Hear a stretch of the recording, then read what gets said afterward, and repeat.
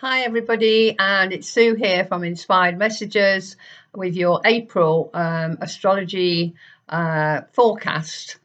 I just want to recap on last month because a lot happened. And the first thing that happened was that we had Saturn moving into Pisces till February 2026.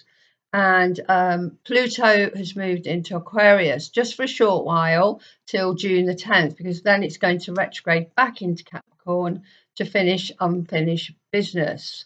And if you want to know more about that, just look at last month's video, because I do go into detail on what the Saturn in Pisces and the Pluto in Aquarius means for us all. So that was happening, and we also had the spring equinox, and we also put the clocks forward, so we've got more light at night, which I'm sure pleases you, because it surely pleases me that we've got longer, more light and more time to be outside. So continuing into April the 3rd, we have Mercury moving into Taurus until the 10th of June. So this is going to be down to earth, practical ideas are likely to be discussed because we're talking about Mercury, which is all about communication and ideas. And Taurus is connected to money and finances and our values and our food and how we grow it. So, that is going to be a part of the discussion. And Mercury is known as the messenger of the gods. And he is the first planet actually to make an aspect to Pluto since it's moved into Aquarius. And that will be also on the 3rd of April. So this can bring great power because Pluto is about power and transformation, or talks about maybe doing something so that we can transform ourselves. And we could see this playing out on the world stage, and it may reveal hidden secrets. So look out for that on the media, maybe on the mainstream media, but also on the other kind of media, on the I would say alternative media. Also, this isn't a hard aspect, but it's also could mean manipulation of some kind. So we need to see what happens really on the 3rd and see if any of that transpires. So on the 6th of April, we have the full moon in the sign of Libra. And in a full moon chart, the sun is always opposite the moon. So we have the sun, Jupiter, Chiron, and Eris. And Eris is the planet of discord and chaos. And they're all together in a row in Aries, opposite the moon, which is in Libra. So the sun conjunct Jupiter is usually really lovely. It brings up, opportunities, and it brings optimism. And Jupiter always expands what it touches. So I'm hoping that it's going to expand our future vision, of a better world, a more peaceful world. And Aries energy, we've got it, they're in Aries, moves us forward anyway, and certainly doesn't want to stand still. If you know any Aries people, they're always on the go, they've always got a new project, and they don't very often stand still. So this is this Aries energy that is pushing us forward.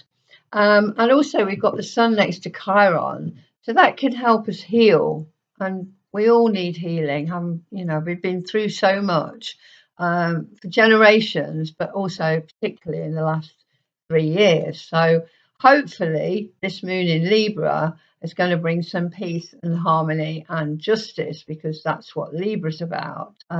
It always sees both sides of an equation. It likes to be fair.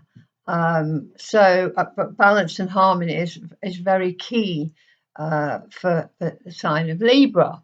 So we'll see. I mean, we've got many people standing up for freedom around the world, and also court cases, which is very Jupiterian. We've got the sun Jupiter, and it's also connected to this Libra moon as well. So both of them are kind of to do with the law or justice.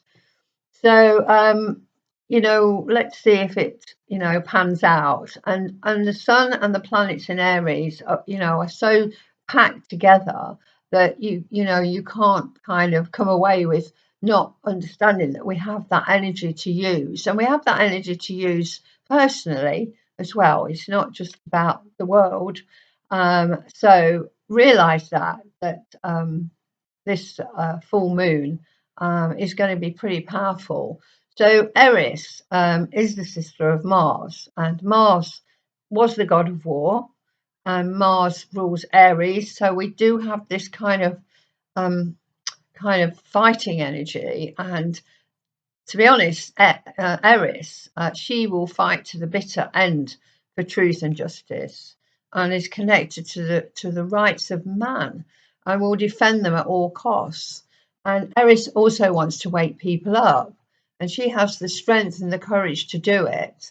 And I'm wondering if she's asking us to be sovereign, to stand in her own truth, especially if she's connected to natural law and standing in her own truth.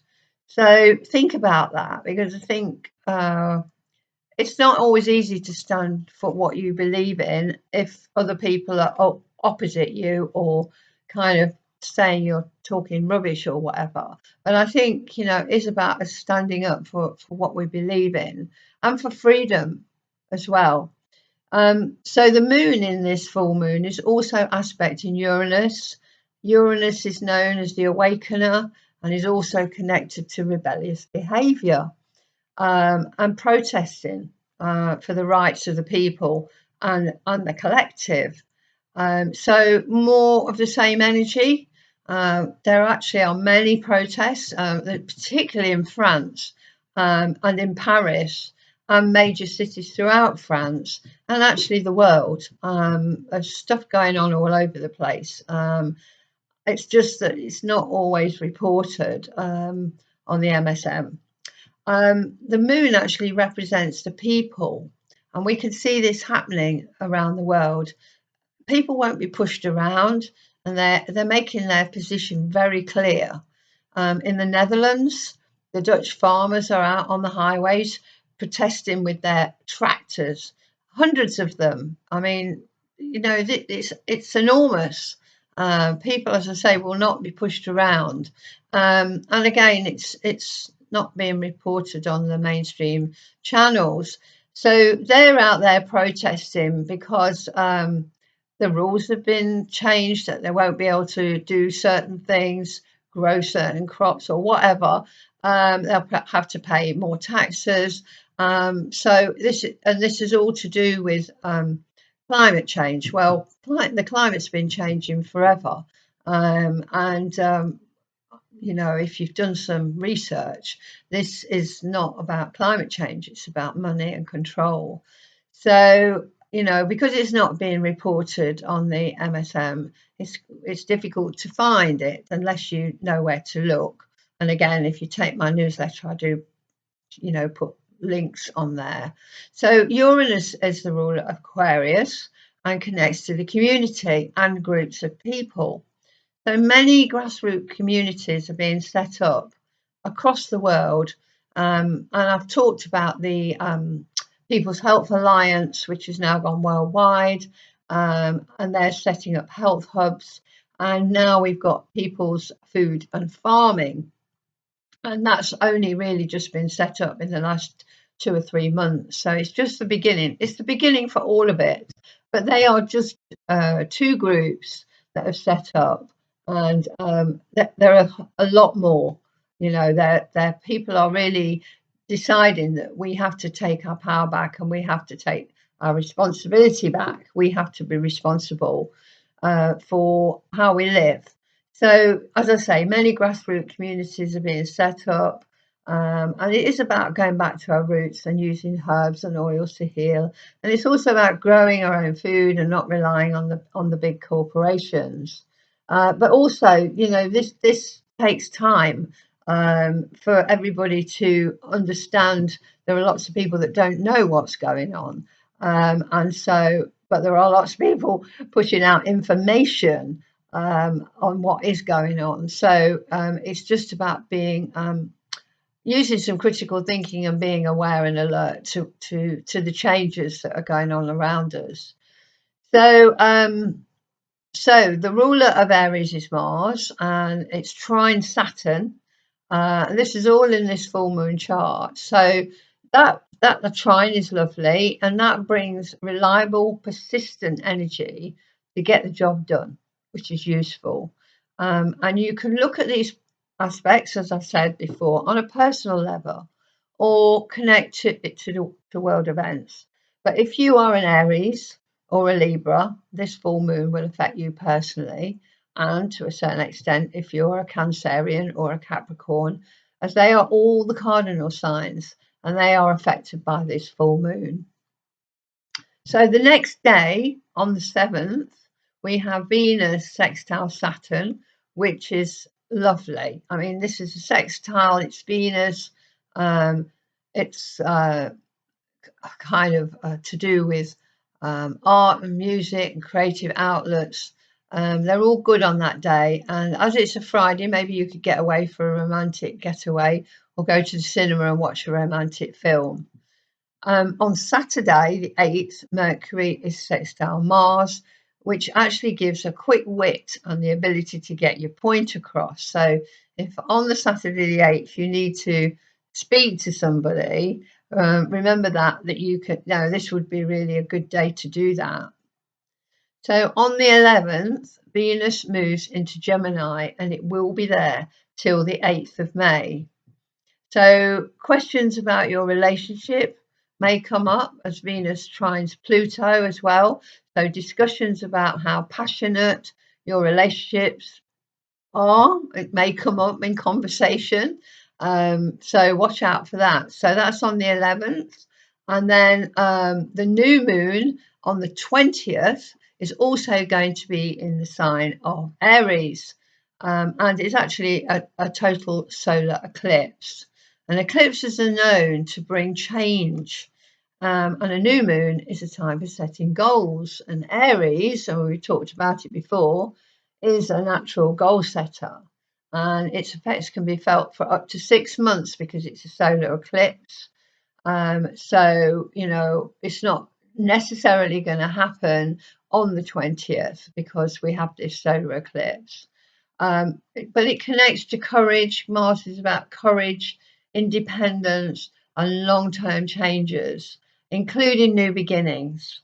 So, you know, as I mentioned before, Aries is great for taking action, trying something new, and especially on a new moon. And this new moon squares Pluto, so that can bring intensity.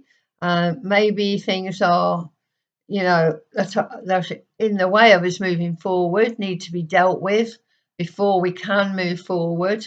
Maybe we, you know, it will feel like we're being manipulated in some way. As I say, look at this on a personal level, but also look at it, you know, out in the world with world events.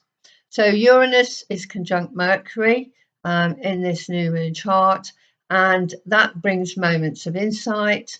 It can bring good ideas, aha moments, and you know, that's really good because we always need new ideas, and Uranian ideas are usually a bit off the wall, but usually get us to the point we need to go to. So Mars was also in a nice aspect to the North Node.